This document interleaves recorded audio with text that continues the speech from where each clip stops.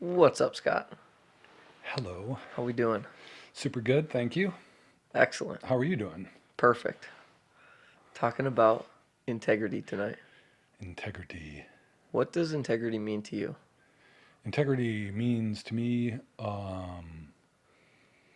the glue, the cohesion, the cement that bonds everything together, that gives a thing solidity to move forward, that gives it its power.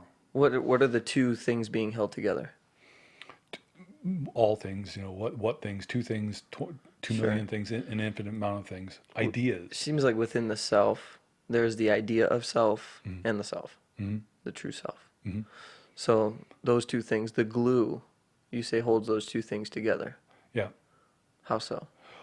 Well, let's. I would like an integrity to the reality, Right. right? So if you're in the reality, you have integrity, because if you are not in the reality, then actions are being performed outside of the reality. Thus, they lack the full integrity, right? Maybe they have a partial integrity to them, and thus you're not as solid Yeah. or cohesified as you Sure. possibly could be. Integrity means being true to yourself, Hmm. right? Being true, acting, believing, thinking. All in alignment, integral, right? An integral thing, something that is combined in its proper form, alchemically perfect. Hmm. And why is it so easy to allow integrity to take a backseat for worldly things, money, status, ego?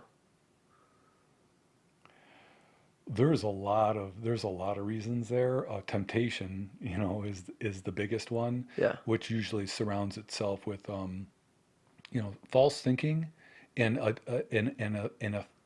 wrong idea that a need can't be met unless you compromise your integrity, right? I must sell a part of my soul and compromise my integrity and my ideals so that I can get what I want, or I can be a person in this world, right? sure, Or operate in this world. sure. Or create some kind of image.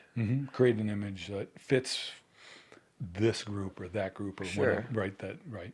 And that's interesting because you will find yourself in different groups Mhm. in life, and you'll need to be adaptable, ideally. So how does integrity keep up with an ever-changing self and environment? Integrity doesn't keep up with that.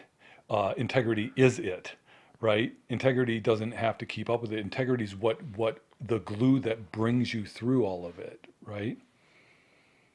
The integrity says I'm not going to compromise this facet of myself, that facet of myself, or another facet of myself for something that is a passing pleasure, right? Sure. A passing pleasure. I'm going to stick with my true self and my integrity for perennial joy, to trust that the universe is going to bring me something that is magical, and I'm not going to be saddened by something that I don't get, or compromise myself, my integrity to get something that I want because I think it's all important. Sure. Mhm. Which is a false idea or I understanding. created false construct, and now you're after this thing, and then now maybe you compromise your integrity on 3 or 4 other layers on top of that wrong idea. Sure. You're kind of in trouble. Sure. So you got to undo all that stuff and go So backwards. that is a bit of a paradox being ever changing, but you're always the same person, There we go. Right. right? Hmm. Because of integrity. So this reminds me of the concept of change equals stability, Hmm. right? So in order to have stability, right, one must continue to change and be ultimately dynamic. That in and of itself creates the stability or the integrity, right? Hmm. So we can look at change equals stability in the way of, say, I'm going to be open to changes in my environment, and I'm not going to be attached to or averse to certain things and changes in my environment. I'm Sure. going to embrace the changes in my environment, which are going to offer me stability and keep me in my integral state. That's the constitution that you approach life with. that's a constitution that can be beneficial to approach life with. And I like the idea of integrity equals a constituent of yourself. You know what I mean? Hmm. A constituency of all your facets, Right. a properly represented constituency of all your facets. So what does this look like? You know what I mean? Like what's the first example that comes to your mind? When you say this, I don't know what you mean by this. What does this? Uh, in challenged integrity, integrity being challenged. Okay, peer pressure, right? Sure. You have peer pressure. You have a choice, right? To fold, and peer pressure is usually a pressure on an individual to do something outside of their comfort zone, which may not be in their best interest. Mm-hmm. Typically, that's what peer pressure equates to, Mm-hmm. right? So then, through peer pressure, an individual will compromise their integrity to to adhere to the beliefs of the group, which may not be in their best interest, but for some reason they think they need to belong to the group or whatever. And so they'll compromise a piece of themselves and give away a piece of their integrity. Now you may be down from your original 100% integrity to 90% integrity. And what does this do to somebody?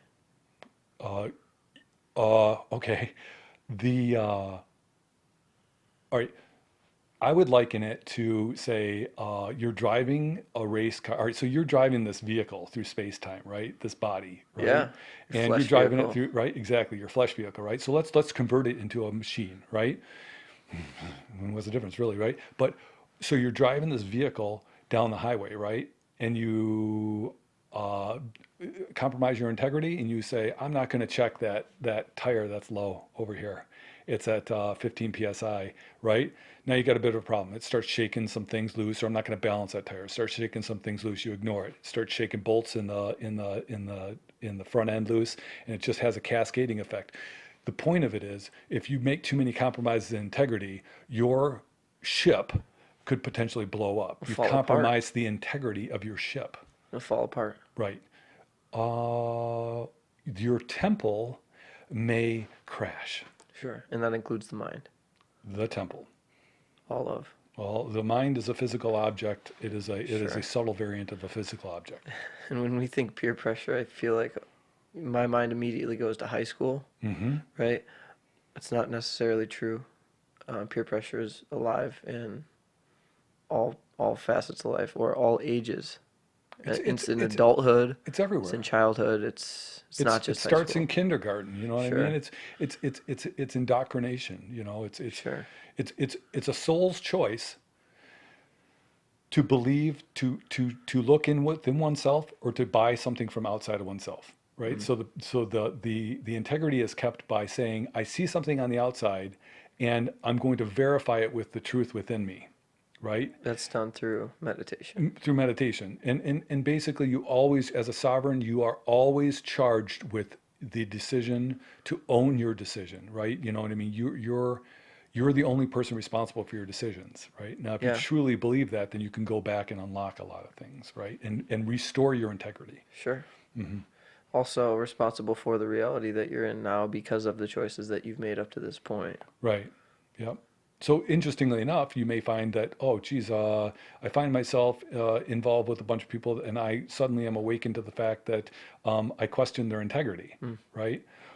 What am I doing with the folks? You Right. know what I mean? What am I doing in this running with this crew, right? So Right. then the first step would say, look at yourself and say, there's your question. What am I doing running with this crew?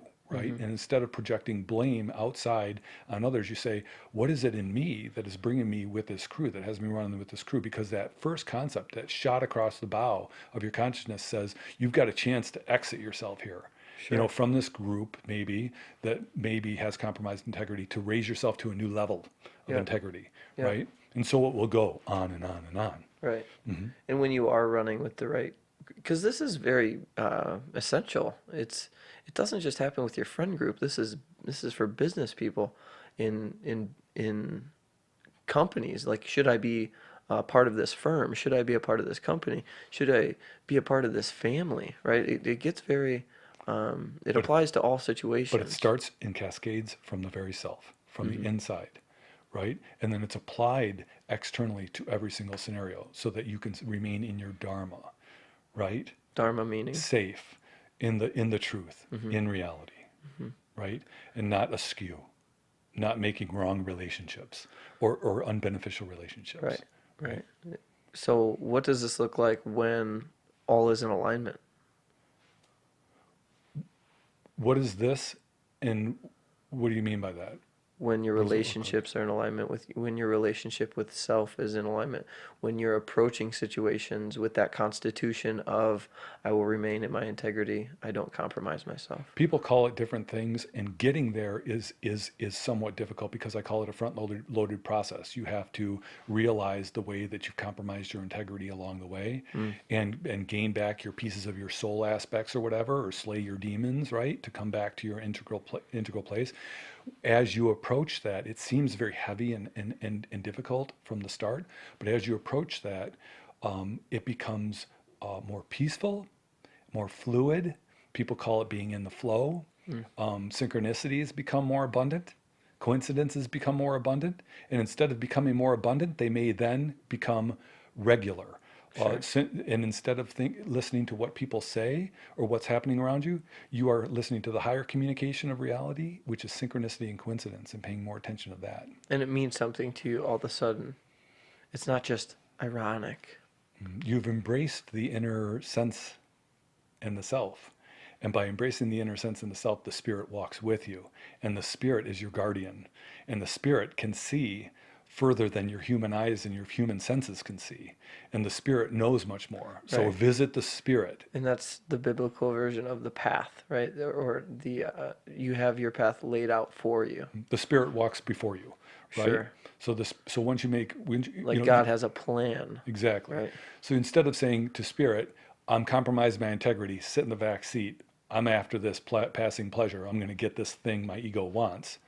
You listen to the spirit, which says, you can have that Right. now if you want, but here are the costs coming up down the road. And instead of buying on credit and deferring those costs and compromising your integrity, you listen to the spirit and you operate from that. And what you may find is by doing that, that you leave, and in conjunction with listening to the spirit, leaving yourself open to what may transpire and not suffering under what you didn't get, Mm-hmm. you may get something greater that you couldn't even perceive, Mm-hmm. right? And that's what the spirit's trying to lead you toward. Right. In walking with the spirit, it sounds a lot like when I hear integrity, walking the walk. You know, not just talking the talk. Sure. Yep, That's big. it is. That resonates. It is. So walking the walk, there's a lot more to that. Be the change and all those things, Yeah. right? You know, Walking testament. walk a living testament. Yep. Exactly. Yep. So in psychology, this is referred to as cognitive dissonance. Cognitive dissonance is a difference or discrepancy in what you believe and what you do. So acting outside of your beliefs, doing, thinking, saying things that you don't believe in, or you might be hypocritical of. You know better, but you do it nonetheless. Exactly. Right? You got the angel on this side, and you got the demon on this side, and you're just listening to the demon a little too much. You know what I mean? That demon's got a little too much weight and voice. Sure. Which one's you, though? Which one's the self? Is it somewhere in between, or is it the angel? Well, this opens up a whole nother topic with regard to Sure. light and dark and Sure. stuff like that. I mean, you're gonna have to pay attention to the dark. You know what I mean? And the dark has a responsibility, but you don't want to give it too much credence. Sure. And you've got the light, and if you're looking at the light all the time, you're going to ignore the dark. And you can't have the light without the dark. You can't have the heads of the coin without the tails of the Can't coin. have life without death. Right. Yin and yang, Shiva and Shakti, positive and negative, right? That's a whole nother thing. A whole nother ball game, yeah. I mean, it's the same thing, right? It's just a different perspective of all looking at the same concept. How to be in truth, right? Yeah. Right. Integrity. Right on, Scott. Thanks for coming today. Peace.